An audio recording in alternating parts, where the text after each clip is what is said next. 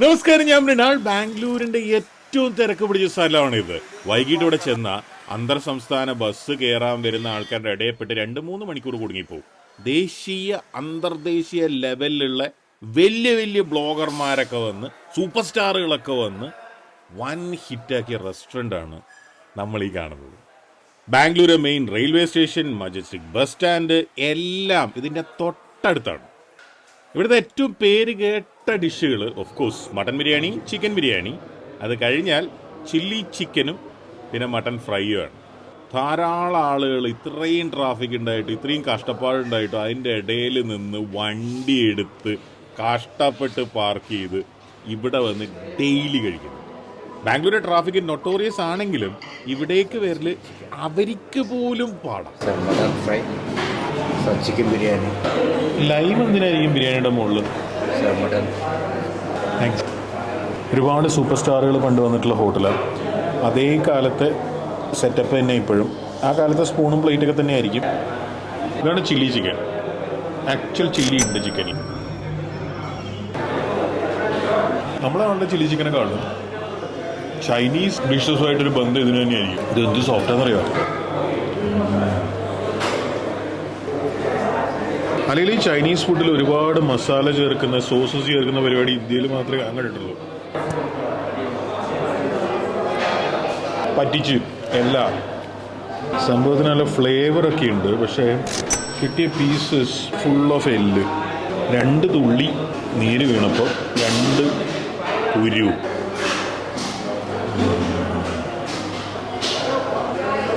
Heavy മട്ടൻ്റെ ഫ്ലേവറാണ്. മസാല അധികം കൂടുതലില്ല. പണ്ടത്തെ സൂപ്പർ സ്റ്റാറുകളൊക്കെ വന്നിരുന്ന റെസ്റ്റോറൻ്റ് എന്നൊക്കെ പറഞ്ഞപ്പോൾ ഞാൻ ആദ്യം ഇങ്ങനെ വിശ്വസിച്ചില്ല.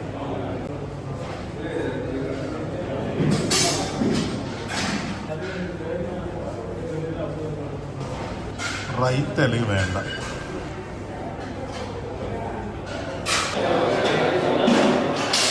ഇത് മട്ടനിലായിരുന്നെങ്കിൽ ചിലപ്പോൾ കുറച്ചുകൂടെ നന്നായാണ്. ഇത് നല്ല ബിരിയാണിയാണ്. പക്ഷേ ഈ ചിക്കൻ ഈ ബിരിയാണിയിലോട്ട് വേണ്ടത്ര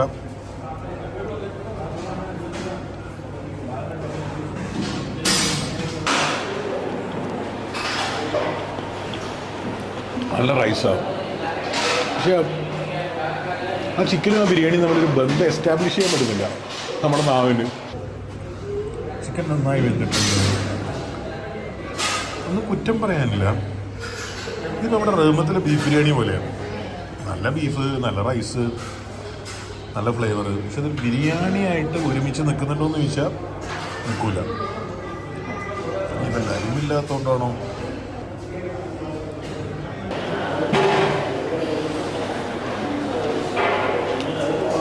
ആക്ച്വലി ലൈം വന്നപ്പോൾ ബിരിയാണി ടേസ്റ്റ് കൂടി. പക്ഷെ ചിക്കൻ കടിക്കുമ്പോഴേ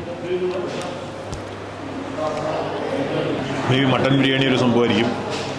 നമ്മുടെ ഒരു നാട്ടിലെ ഒരു ടിപ്പിക്കൽ റെസ്റ്റോറൻറ്റിൽ കിട്ടുന്ന ബിരിയാണിയുടെ ക്വാണ്ടിറ്റി തന്നെയായിരിക്കും ഇത്. ആയിരിക്കും. ഈ മട്ടൻ ബിരിയാണിയിൽ ഉള്ള പീസുകൾ അടുത്ത കാലത്തായിട്ട് വളരെ മോശമായി വരുന്നുവെന്ന് പൊതുവേ ഒരു അഭിപ്രായമുണ്ട്.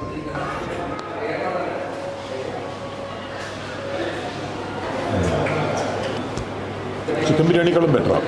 പക്ഷേ ഈ മട്ടൻ പീസ് വെച്ചിട്ട് എനിക്ക് തോന്നില്ല ഇതിനൊരു മണവുമില്ല, ഒന്നുമില്ല. ഇത് എന്തിൻ്റെ ഇറച്ചിയാണാവോ? ഏതോ മൃഗത്തിൻ്റെ കുഞ്ഞിൻ്റെ ഇറച്ചി ചെയ്തു. പക്ഷെ ആ മൃഗത്തിൻ്റെ അച്ഛനും അമ്മയും ആരാന്ന് കണ്ടുപിടിച്ചാലല്ലേ ഈ കുട്ടി ഏതാന്ന് കണ്ടുപിടിക്കാൻ പറ്റുള്ളൂ.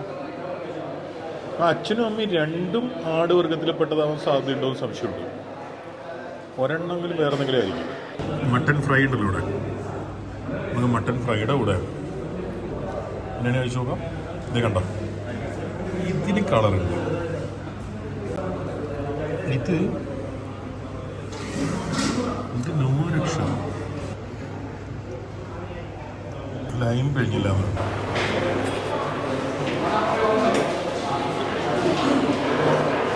മട്ടൻ്റെ ഫ്ലേവർ ആ ബിരിയാണിയിലേക്ക് വരുമ്പോഴേ ആക്ച്വലി നൈസ്. ബിരിയാണിയുടെ ഉള്ളിൽ ഇത്രയും വലിയ മോച്ചമുളകല്ലേ. ബിരിയാണിക്ക് അത്യാവശ്യം എരിവുണ്ട്.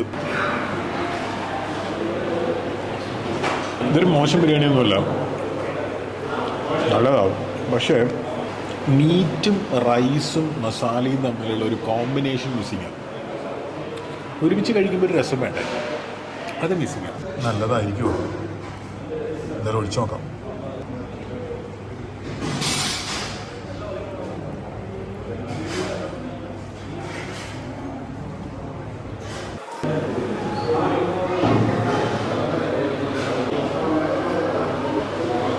തിരക്കില്ല.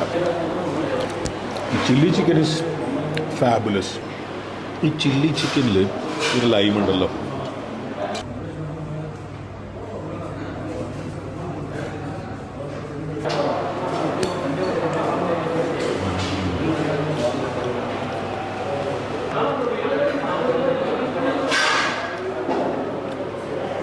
ഈ പീസ് എനിക്ക് ബിരിയാണിയുടെ കൂടെ കഴിച്ചോളാം.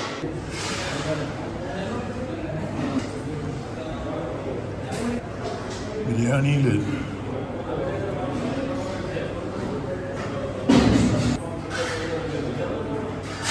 ഇത്തിരി ചില്ലി ചിക്കൻ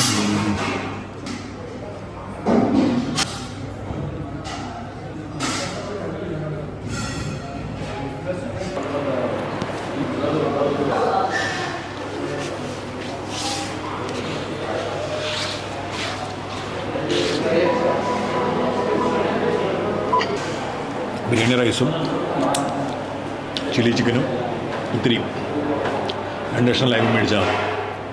മട്ടൻ ബിരിയാണിയിൽ നിന്ന് കിട്ടിയ പീസ.